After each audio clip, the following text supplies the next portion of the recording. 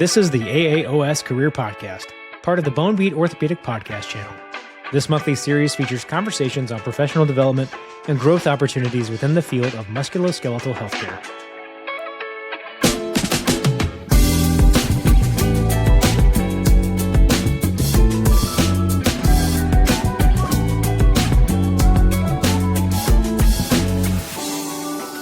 Hello everyone, I'm Ellen Lutnick, Chair of the Resident Assembly Executive Committee, and this is the AAOS Career Podcast.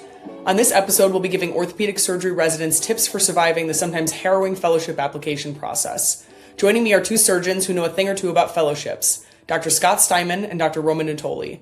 Dr. Steinmann is chair of the AAOS Board of Specialty Societies Fellowship Committee, and Dr. Natoli is Orthopedic Trauma Fellowship Program Director at Indiana University School of Medicine and chair of the Fellowship and Career Choices Committee for the Orthopedic Trauma Association. Dr. Steinmann and Dr. Natoli, welcome to the Career Podcast. Thanks for having us. Yep, thanks for having us. So we're talking about fellowship, and I wanted to start by asking a little bit about some of maybe the myths or misconceptions that you come across in your experience on the flip side of things now. You obviously both have a lot of experience working with residents applying for fellowship. What are some of the match misconceptions, maybe generally, and then also if there's any subspecialty specific ones that you're aware of? Yeah, that's a great question, Ellen. There's a few things that come to mind. One is that potentially more applications will lead to better outcomes. And that's, I don't believe, necessarily true. Another is that maybe you're at a big name program or something, and that will kind of guarantee that you're going to get to the place that you want to go or a match for sure. I think that can be a misconception. And then also that research is everything. There's a lot of push on CVs for research, and I think we're going to talk about that more. And while it's important, I certainly wouldn't suggest that that's everything that's going to distinguish you on your CV. I'll echo what Roman has to say. If you look at research, there's some papers out there looking at what the applicant thinks is important for the program, and then what the program thinks is important. And on the program side is what you actually care about. Research is like number 5 and number 6, surprisingly on the list. Number 1 is usually always the interview. The other that maybe it's not a misperception, but maybe gender makes a difference. This year, the percentage of female matched applicants, not applying, but matched applicants actually hit an all-time high. It's not super high, but it's 24%. It's almost a quarter of matched applicants are female, and 15 years ago, that was not the case at all. And actually, there's a study that helped Lisa Canada do looking at gender, and actually wasn't significant statistically, but the percentage of female matched applicants actually was higher than male matched applicants. No, those are some great points. And so I'm orthopedic trauma and a program director for Orthopedic Trauma Fellowship. So admittedly, some of what you're going to hear today is going to come from that kind of identity.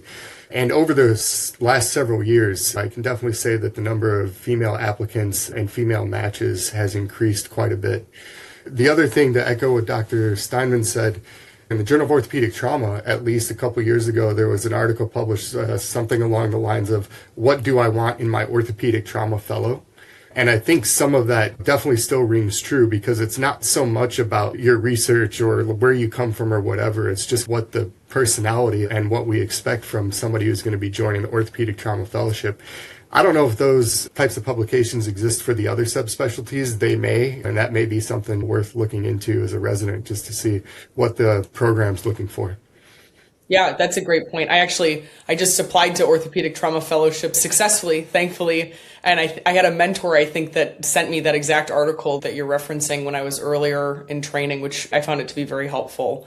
So yeah, that's great advice. I guess, so since we're talking about some of these misconceptions and maybe the difference between what the applicants think is important and what the programs think is important, what do you think that programs are looking for in candidates that are applying? I think things changed when we went to all virtual interviews. It wasn't really accepted well mainly by the applicants, actually, because they felt that there would be interview hoarding, because if you're a great applicant, you're going to get every single invitation. But if you actually have to fly to these places, you're not going to be able to accept all those. But because it was virtual, we accepted all of them. And that was, people call that interview a hoarding. And applicants really felt that they needed to show themselves. They really wanted to be on campus for the interviews, and the programs also felt that way. But I can tell you, we're all a little bit lazy. I like the fact that I just have to talk to people on the computer, and that was the end of the interview. But those days are past, and everybody looks forward to the interview. And the number one across all specialties, the interview itself is the number one thing that people look forward to. And then letters of recommendation. I know on the resident side of things, using AAOS, the regular application that takes away the personal part of the letter of recommendation. I really think it's important to have good letter writers, because I think Roman and I probably learned to read between the lines.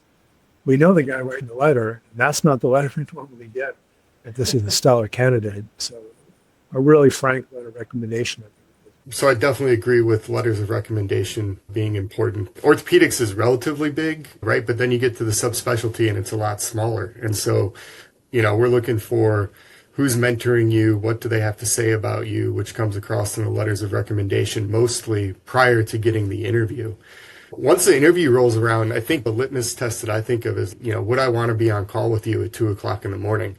Now, I do realize not every specialty's got call cases at 2:00 in the morning, but fundamentally, it's just like, we're going to spend a year with you, a lot of time together, so what is the kind of, quote, fit between the applicant and the program, which is something I think I'm going to mention a few times over, maybe this interview, is that, that's what we're looking for, because candidates are all really good. They have solid CVs, that stuff comes across as well. So the distinguishing things are really going to be what's in your letters. And then ultimately, once the interview's there, is that somebody that I'm going to want to spend time with, day in and day out for 365 days. It's very helpful to have personal connections. You can't, make up personal connections, but you should try and, if they exist, you should really use them.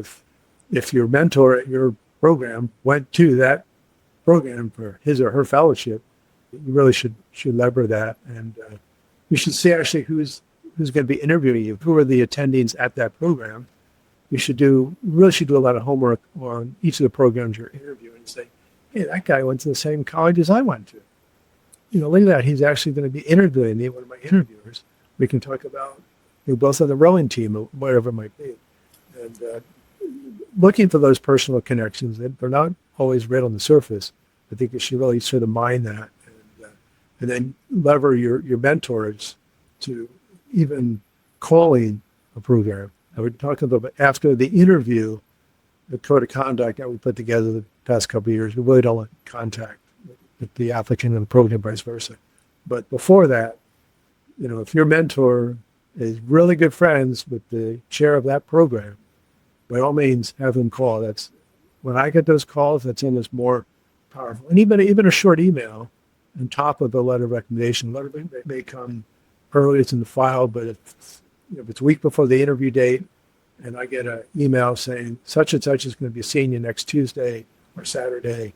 He's one of our top residents. That stuff really helps. Yeah, that's great advice. I guess, Agreed. Hypothetically speaking, if there's an applicant, let's say from a program that's more community-based, and maybe all of the subspecialties are small enough that everyone knows everyone, but if someone's getting letters from more community-based surgeons that maybe you're not as familiar with as a hypothetical fellowship director, beyond having their mentors reach out on their behalf, is there anything else that applicants maybe in that situation can look out for and hopefully do themselves to increase their success at a program that they're interested in?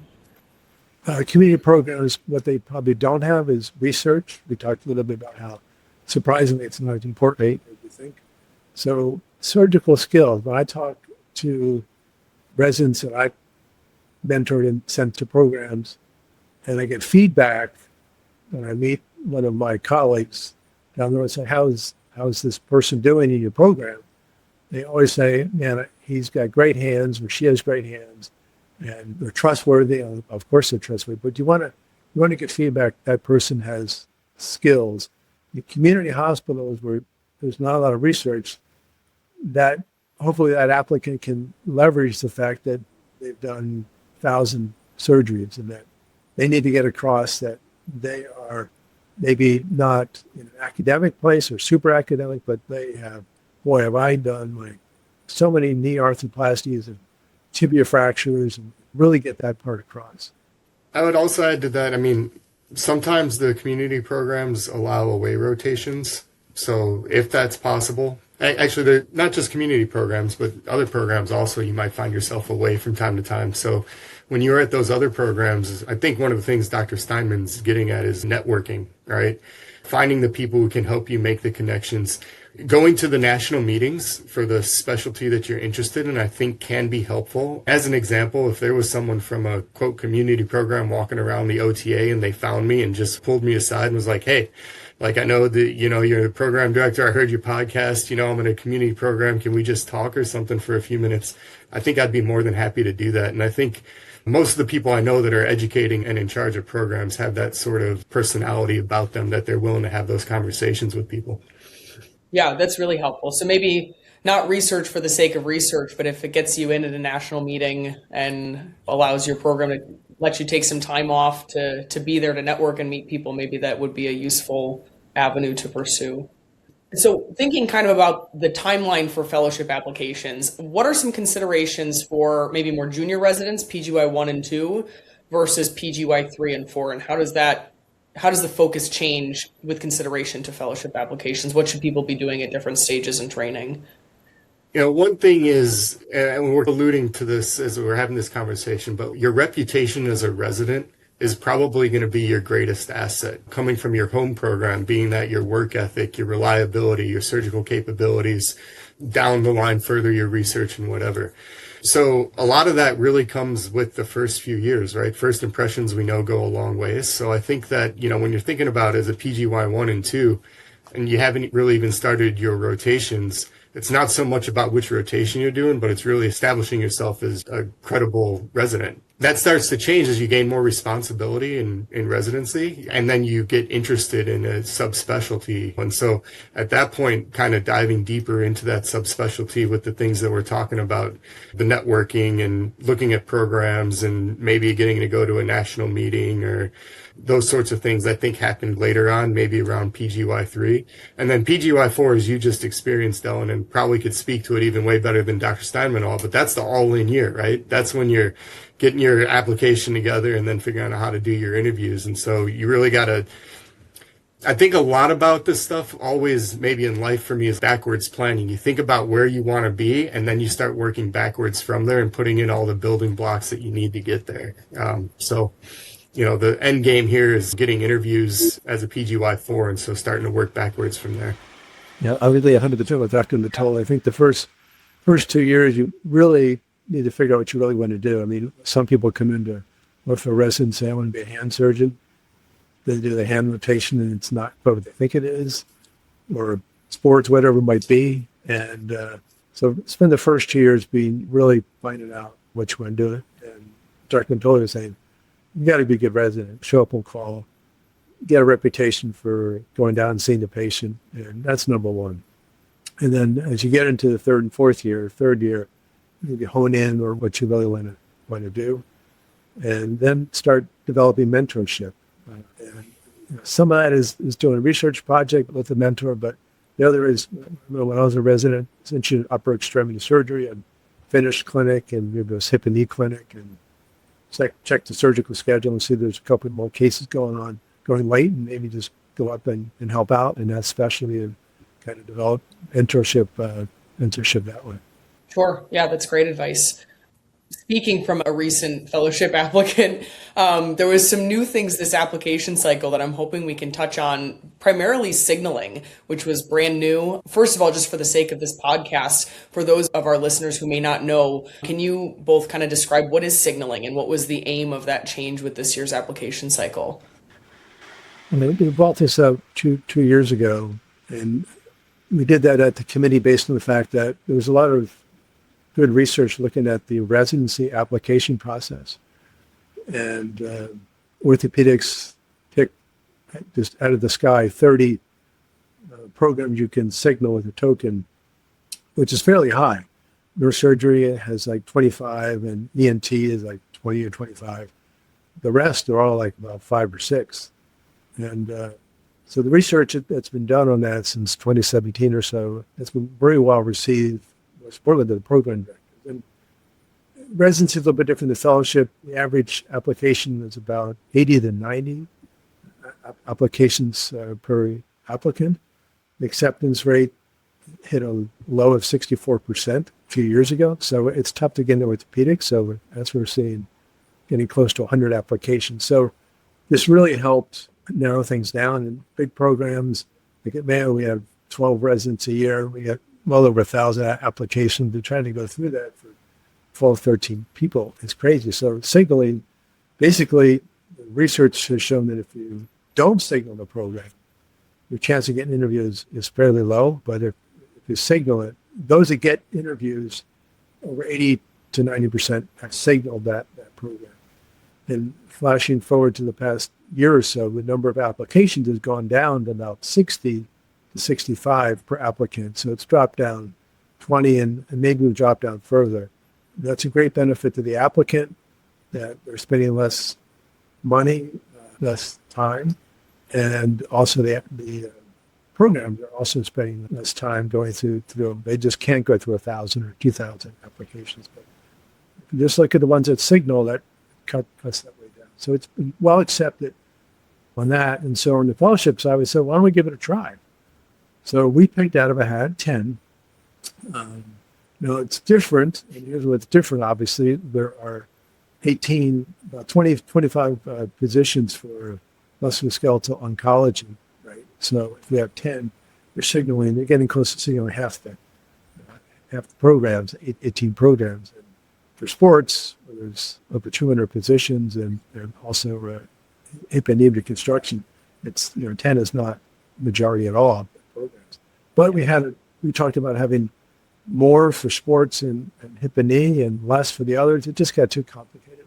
So we said, let's try 10 and see how that goes. And the follow-up data that we just got recently from SF Match, Dennis Tomatos, is that over about 90% of the applicants are using these 10 sigmas in the process. So we're going to review the data in the next year or so to see what we learn from that. But it's limited the number of applications. Historically, it hasn't changed a whole lot across all specialties. We combine them all, not necessarily MSK versus sports, but it's about 35 to 37 applications per applicant per year, and that's been pretty steady the past 5 years. Echo everything Dr. Steinmann said, and he's been a stalwart for the committee and working through those things. Yeah, we had to start somewhere, so 10 signals was the number that we agreed upon. And when I mean we, so the committee that Dr. Steinmann's talking about is representative of the different subspecialties. So there's a representative from hand, I'm representing trauma, there's a representative from hip and knee, from musculoskeletal, whatever. And so that's kind of the conversation that happened. We thought that it would be good because it gives the applicants a chance to further demonstrate their interest in a number of programs. So that's, one of the purposes of signaling. And some of the questions I think that came up this year, and we didn't really know how this was going to work, but was the timing of signaling. And so the signals get delivered when you finalize your application for a particular program. And admittedly, I'm not sure any of us really realized how that was going to work out. But through this podcast and people who are listening to it, they're going to know that next year. And I think it's going to be good for them to know so that they can time their signals right. So I guess what I'm hearing is that we're not exactly sure how important signaling is yet because we don't have the data for it. Do we know how programs are using this, or is there anything from the applicant side of things that should be considered to best kind of use these signals to their advantage? Great question. Again, this is the first year that we've used signaling. So I think, the answer to your question is we don't have an answer right now to, how programs use them or even how applicants use them or really how anyone viewed them. I can tell you that for the Orthopedic Trauma Association, we are surveying both the applicants and the program directors about these things to get a sense of if they felt like 10 was the right number, how programs use them in terms of determining interviews, or if they use them at all. And I think we're going to be using signaling for a couple of years, and I think it's going to be a good thing, and we're going to have more information in the next few years once we get this data back and can analyze it. Yeah, that sounds great. I'm sure that'll be hopefully helpful advice for applicants for this upcoming cycle to know that this is still a pilot, but at least another way that they can maybe show a program that they're interested in the meantime. Switching gears a little bit, speaking more about kind of the interview process. With regards to what candidates should be looking for when they're actually on the trail, assuming that most of our interviews now are in person, what should candidates be looking for either on the in-person interview or just in general to see, you both mentioned the fit between an applicant and a program. What are some considerations maybe from an applicant side of things? I think the good thing to do is first of all, you should have a mentor, someone you can sit down with. So I would have residents sit down with me and say, Dr. Steinmann, I'm interested in shoulder and elbow or interested in hand. These are where should I apply? I reply back to them and say, why don't you come back to me with 10, 15 programs that you think you're interested in, geographic or whatever it might be. Usually it's a conversation in the hallway first. I say, why don't you see where you want to be, see what your interests are, and then narrow that down to about 10 programs or so, and then come back to my office and we can sit down for 20 minutes, half hour. I'll give you my viewpoint on all those 10 programs we're talking about. I think that's a first step. Yeah, that's great advice, and then also doing in part of that, doing the research by getting on the websites, I think of it, we mentioned fit, and it's really about a relationship, right? Like not every program is created the same. Again, just thinking from the trauma programs I know, the experiences can be considerably different. They're all, I think, very good and quality experiences, but what you need and what that program does more or less of can be quite unique. That's the fit aspect. And so trying to figure that out up front through conversations with your mentors and doing the research can really guide which place you're going to interview at. And then during the interview, figuring out ways to assess whether that's the reality. At the interviews, I think detailed notes are really important. And then I would suggest then you go back and have another conversation with your mentors about this is what I heard, does this seem real? Is that reasonable, etc. And also make sure that while you're at interviews that you get to talk to the current fellows. That's where I think the biggest truth lies, is probably with the current fellows experience. Yeah, that makes a lot of sense. I guess since we talked a little bit about the interview being such an important factor in whether or not a candidate is considered highly at a program, for those applicants who may struggle with in-person interviews, maybe that's not their strong suit, maybe they're better in the operating room than they are talking to someone wearing a suit. Do you have any advice for those candidates who maybe are not as strong in the interview process? Make sure you do your homework. So when you're sitting down in the office face-to-face with that interviewee, know as much as you can about that person at a time. Like I said, you may find out you both went to the same college, or your father went to the same, whatever it might be, but showing some connection with that person, whatever it might be, you both play the guitar. And also, as a warning, whatever you put on your CV, makes sense. Of course, be honest. Because some guy, wow, I saw you speak 6 languages, and start talking the language to you. You're like, So make sure you obviously be honest on your CV. But look for connections. And then if you're not too good at interviews, practice. I mean, you can go on like the AMA website, residency websites, and there's a list of about 10 or 15 very common questions that you'll get. We don't need to go through them right now, but you'll get. You should have an answer for all the lives in the war and why do you want to come here? And practice those yourself, and you sit down with one of your mentors. One warning, I guess, is don't come with lots of questions. It's pretty common at the end of the interview for the interviewee to say, do you have any questions for me? And so you should have at least one question. But it shouldn't be a question that's like super granular, like how long are the rotations? You should know that from talking to the residency coordinator and the fellows, but it should be an open-ended question through the lines of, well, I've had a chance to talk to the fellows, I've met with some of the other faculty, there have been celebrations, there's so many questions I've had that have been answered, maybe one, and then just maybe have one question. One I think is very reasonable that you're not going to get from the website is, do you anticipate any changes in the fellowship in the next few years? And that's things like, well, such and such is going to retire probably in 2 or 3 years. You may hear that. But that's a bland, generic, just, you're showing interest, what changes, but everything else you should be able to get from the website or from the residents. I love that question. It gets asked frequently is what changes. I think some of what you're, trying to get at there is what is the culture of the place that you're going to be going to and trying to understand that a little bit more. Obviously, usually you go on, you get data from websites, but you don't really get a flavor of the culture, right? So another one can be some sort of kind of theoretical question like, how do you approach, or how do you think the program approaches progression of autonomy over the course of a year, right? Like, you're going to understand that a little bit from talking to the fellows. Maybe some people, faculty have talked to you about it, but I'll tell you, there's definitely, I think, some sort of group think at programs for like how that works, and then it plays out individually for each faculty. But so you could just conceptualize some of those higher order culture type questions and very conversational.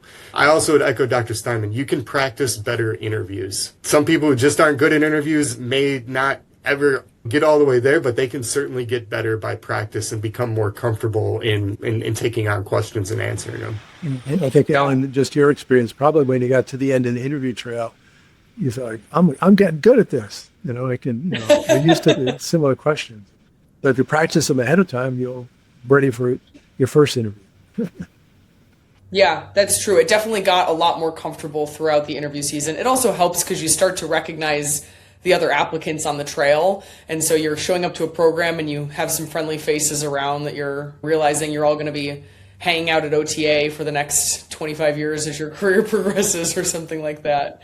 I guess maybe on the flip side, since we're talking a little bit about some questions that applicants can ask of programs, kind of questions that applicants can prepare for as they're approaching the application season. What are some commonly asked questions of the applicants?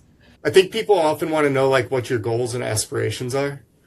And that comes around with, I think, a little bit about the fit between an applicant and a program as well, right? Like some places are better at doing one thing or another, not just surgery, but sometimes academic capabilities or developing leaders and things like that. And it's okay. I mean, to each program their own and to each applicant their own goals, but I would definitely be prepared to talk about what you think you might be doing in 5 to 10 years. And maybe even more importantly, why? Why is what you want to do 5 to 10 years important? And how is training at a particular program going to help you get to where you want to be and achieve your goals? Gotcha. That makes sense. Kind of to wrap things up then here, talking more about after the match. Do you have any advice, maybe for myself, maybe for other listeners, after the match is over? Let's say you've successfully matched into your dream program. What can you do with, usually people have their chief year ahead of them to prepare for fellowship to make sure you're going to get the most out of the fellowship experience? You spent a lot of time about 4 or 5 years ago putting a code of conduct together for the programs and the applicants. It used to be the Wild West. Like you'd interview, and then the next day you get a call from the program director saying, look, you got 24 hours to let us know if you're going to match us. So we put together a code of conduct, and basically contact with the program from your mentor before the interview date is all fine. But after the interview date, having your mentor call or you call and say, I really want to be there, is heavily discouraged, including thank you notes. Now, I have to say, did I get thank you notes over the years? Yeah. But specifically, it's in print. The applicant can look at the Academy Code of Conduct. We discourage sending thank you notes. It's fine to contact the program, but really for housekeeping stuff, like contacting the coordinator and say, when do I show up? Just basic stuff, but not asking to talk to the program director. And then also asking, can I visit the institution one more time to take a look around? That's also discouraged. Yeah, that's helpful to know for sure. Yeah, those are important things. And I think it's been great that the code of conduct has been codified, because it really sets some standards for the applicants to feel comfortable with and the programs to feel comfortable with. Like if you go on the OTA website, again, as an example, coming from trauma, like we have it listed there, you can click on it. We remind the program directors every time going through the interview cycle that, hey, these are the expectations. You shouldn't be doing X, Y, or Z, so that everyone can feel comfortable. Yeah. Many years ago, I got thank you notes, and now I tell every applicant up front, if they're here interviewing, like, you should not send me a thank you note, and you're absolved of that responsibility. And, it's just, we're here today to do the interview. And then after that, the match is going to take place. And Now, you asked like after, so you know you've matched. So like, Ellen, what are you going to do this next year as a chief or something? Which is a great question. You're going to spend a year doing your chosen fellowship, and then that's going to probably dominate the rest of your life. And I like to remind people, even the fellows that I'm talking to, they're going to be coming, like, continue to do orthopedics and all of the other stuff. It's really important. We learn a lot from our other, specialties. So I actually do a reasonable amount of hip arthroplasty in my practice, and I did not do that as a fellow. So it carried over from my experience as a late fourth year and a fifth year. I used to even scope knees, crazy, at a trauma center. And it's fine. I don't do that anymore. But for the first several years of practice, and that carried over not from my fellowship experience, but from my experience, as a resident. And so I would say that as a chief resident, you already have your rotations or whatever. You can certainly dive deep into your fellowship and the things you're going to be doing and read about it. And that's great. But definitely don't neglect all the other stuff, because you're going to glean stuff from there and stuff you may need to be able to do in practice when you get started after fellowship. Finish your orthopedic education. You may be doing spine, but enjoy doing every program's a little bit. Enjoy doing your peds rotation. Enjoy doing your hand rotation, because you want to be able to talk to your peds guy or your hand person when a patient comes in and understand what they're talking about. As Dr. Natoli said, you can spend your rest of your life doing spine or trauma, whatever it may be. So enjoy your last year and a half or so. And just some data that might be interesting to know about is that just over 40% of applicants get their first choice. That's nice. Wow. And there's about just over 800 transactions, if you want to call it that, through the whole match process. So that's a lot, right? And if you look at match violations, whether it's on the applicant side or the program side, are very few. So the match process is working fine. So I think things are working well. We'll see how seat building goes. And any ideas that the applicants or program directors come up with, we listen to about trying to improve the process. I would add on to that, Dr. Steinmann, you're right about the first match, but when you go all the way down to second and third match, then it's like 80% of applicants are getting their top three. And so from that perspective, I think the match works extremely well in terms of getting applicants to where they want to go and getting programs to applicants that they ranked highly. And the match has a ton of integrity behind it nowadays. So kudos to all the people well before me that got that going, because it's a very good process, in my opinion. It can be daunting to go through that whole process, but know that there's a lot of people and processes and systems that have been put in place really for applicant protection. Yeah, I was going to say, I think this is I had an awesome time on my application season. It was, stressful going in, and I think rightfully so, probably everyone has a baseline level of anxiety, but ultimately ended up being a really great experience just getting to meet people in the field and meet fellow applicants. And it's great knowing that those statistics are there. It's very encouraging, hopefully optimistic for people going into the application cycle. Sorry, Dr. Steinmann, you were going to say something. I was just going to say, now it's approaching 100% of residents are doing fellowships, vastly different than getting a fellowship spot, which is not even close to 100%. We're talking 60% get accepted, but everybody's going to get a fellowship. So just, that's great to know going in. That's comforting. Dr. Natoli said, you're going to get at least your top three choices. Statistically, that's highly probable. So. Yeah, that's awesome. I think that's a great note to wrap things up on. Honestly, we're thinking optimistically here. It ends up being a lot more fun than people give it credit for. Thank you both, Dr. Steinmann and Dr. Natoli, for being here and for your time and for all of this great advice. Hopefully, people who are listening are going to take this with them into their application season and enjoy it as much as I did. Well, thank you for having us. Yep. Thanks for having me. Thanks to the Academy. And Ellen, great job putting this together. Thank you, Ellen. Thank you. Thank you for listening to this episode of the AAOS Career Podcast, part of the Bone Beat Orthopedic Podcast channel. Production and editing provided by MK Quinn Media. Check out the video version of the podcast on the AAOS Career Podcast YouTube channel. To hear other conversations on professional development, please visit aaos.org/thebonebeat.